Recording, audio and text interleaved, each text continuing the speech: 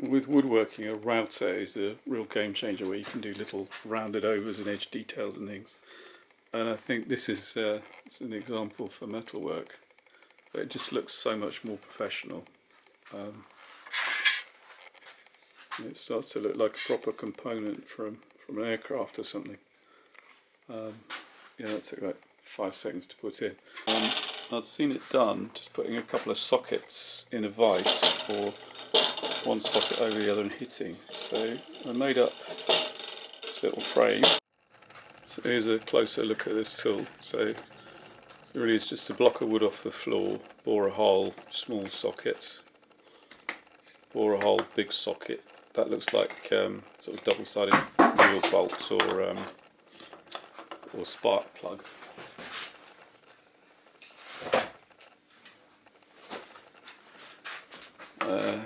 That piece there is to go against the back, so when it's pushed it doesn't tip it over.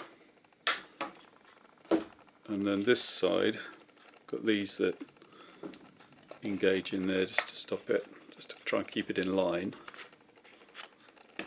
And I've got a bolt to hold a spring which forces it all apart again. So that will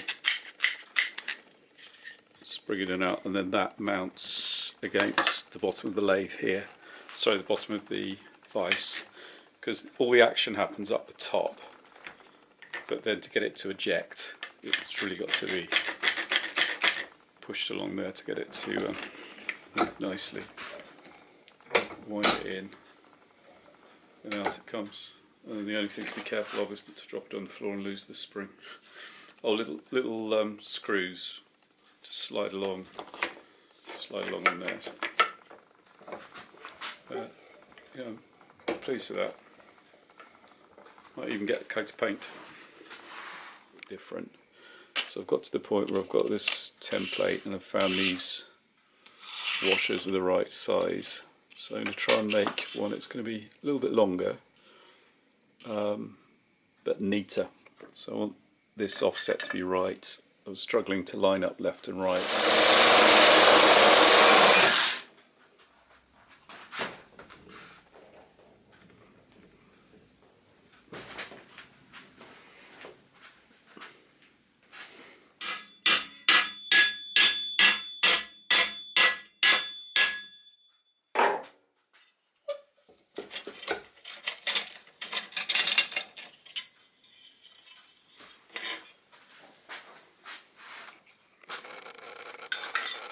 So I've got a test piece which has helped me calibrate the top of the jig,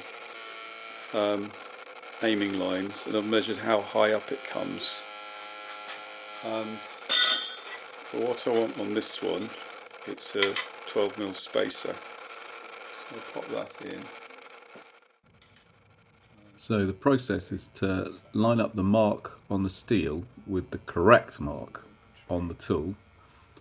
I then wind the vise round until it just touches, and then give it the same amount extra each time. Release, move it on. And as you can see, it doesn't take long to do quite a neat row of these things.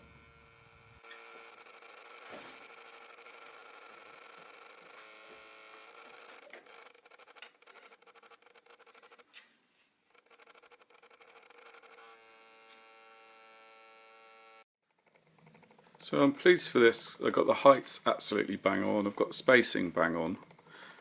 Now, something I noticed is there's quite a pronounced curve, and that's because as it's pressed in, it shrunk this side, just pulled that round. That could be corrected with a shrinking machine or other hand ways of shrinking, and Metal Shaper Tom's got like 7 ways of shrinking in a video, to pull it back straight again. If I have a little overlap, it only has to be very slight, then the curve just disappears and you don't notice it. So that's a benefit of makeup as you go along, being a designer maker.